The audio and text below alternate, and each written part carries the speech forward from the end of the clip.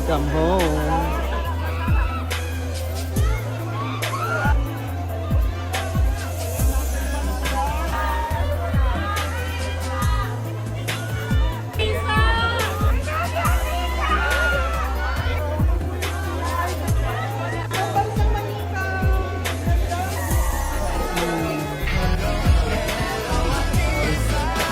Welcome home.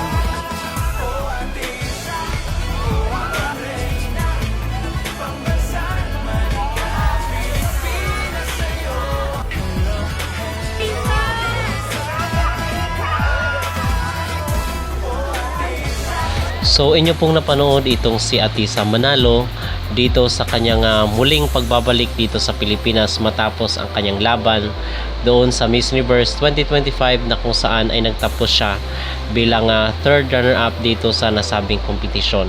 So kita nyo mga kapolitika na talagang pinagkaguluhan at sinundan itong si Atisa ng mga media at ng kanyang mga supporters na mga Pilipino dito sa Ninoy Aquino International Airport. So kahit ganun pa man na hindi napasa atin ang mailap na corona ng Miss Universe, ay happy pa rin ang mga Pilipino kasi para sa ating mga mata at para sa ating puso ay si Atisa ang nagwagi dito sa Miss Universe 2025.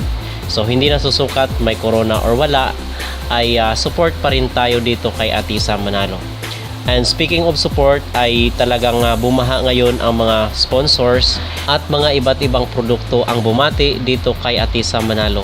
So most probably ay kunin rin itong si Atisa dahil sa karangalan na ibinigay sa ating bansa at yung kanyang kinikilalang kasikatan ngayon, yung kanyang fame, popularity ni Atisa ay most probably kunin siya bilang endorser ng kanilang produkto. So yun po ang mga pinaka-latest na update at siguro ngayon ay nagpapahinga itong si Atisa mula doon sa very stressful at nakakapagod na kanyang laban sa Thailand sa Miss Universe at most pamilya. Kasama ni Atisa ngayon ang kanyang mga pamilya at mga kaibigan. So at even yung mga Vietnamese po is hanga dito kay Atisa dahil sa kanyang ganda. Hindi talaga may pagkakailan na sobrang ganda ni Atisa na even ang mga taga-ibang bansa ay nahumaling dito sa ating pambato sa Miss Universe 2025.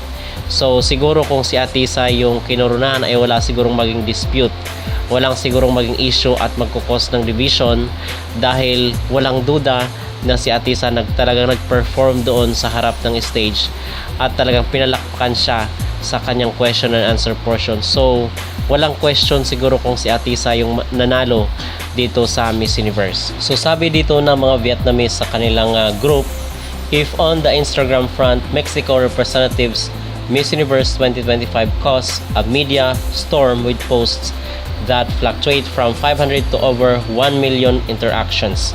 So in the Facebook front, Miss Universe 2025 third runner-up Atisa Manalo also received the same media storm. Thanks Atisa for not giving up on her dreams. Her in-top tape slapped the face of some Southeast Asian open competition. So kung doon daw sa Instagram ay pinag-uusapan itong sa Mexico, si Atisa Manalo naman ay dito siya nag-increase ng kanyang engagement at kanyang mga followers sa Facebook.